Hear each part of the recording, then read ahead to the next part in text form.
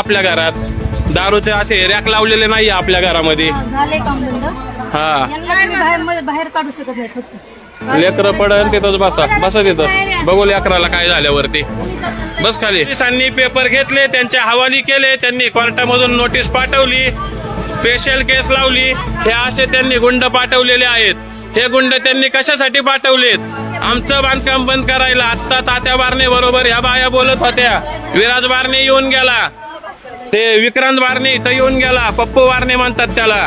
दुसरा तात्या बारणे, त्याचं नाव आहे सचिन बारणे, संतोष नागोभाऊ बारणे, मायाताई संतोष बारणे, त्यांनी हा जुलूम चालवलेला आहे.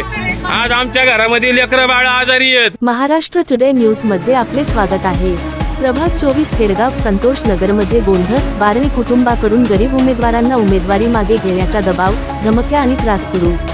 पिंपरी चिंचवड महापालिकेच्या 2026च्या निवडणुकीत प्रभाग क्रमांक 24 मध्ये आता गोंधळाचे वातावरण आहे.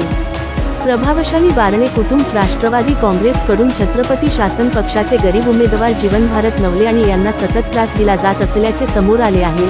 सूत्रांच्या मते बारणे कुटुंबाची एकच मागणी आहे, ही आमची पारंपरिक जागा आहे, उमेदवारी मागे घ्या, नाहीतर पुढे काय होईल ते सांगायची गरज नाही. जीवन नवले यांनी सांगितले की उमेदवारी अर्ज भरल्यापासून गुंड पाठवून धमक्या, 50 लाखांची खंडणी मागणी, जीवे मारण्याच्या धमक्या, घराचे चालू असलेले बांधकाम थांबवण्याची धमकी, दैनंदिन जीवन पूर्ण विस्कळीत. आता तर थेट अल्टिमेटम आला आहे, उमेदवारी परत घ्या, नाहीतर मानसिक छळ आणि शारीरिक त्रास सुरूच राहील. बारणे कुटुंबातील प्रमुख नावे: संतोष नागोभाऊ बारणे माजी नगरसेवक, माया संतोष बारणे माजी नगरसेविका, सचिन नागोभाऊ बारणे, विराज बारणे. हे सर्व प्रभाग 24चा बालेकिल्ला मानतात आणि वर्षानुवर्षे इथे प्रभाव आहे. तक्रारदार म्हणतात, आम्ही गरीब आहोत, छोट्या पक्षातून लढतोय, पण हे काय चाललंय? लोकशाहीला मारहाण आहे, ही मागण्या केले आहे. तातडीने निष्पक्ष चौकशी, नवले कुटुंबाला तात्काळ पोलीस संरक्षण, वाकड पोलीस ठाण्याच्या अधिकाऱ्यांची चौकशी. तक्रारदारांचे म्हणणे आहे, कारवाई झाली नाही तर छत्रपती शासन पक्षातर्फे मोठे आंदोलन करू. महाराष्ट्र टुडे न्यूज या प्रकरणावर लक्ष ठेवून आहे.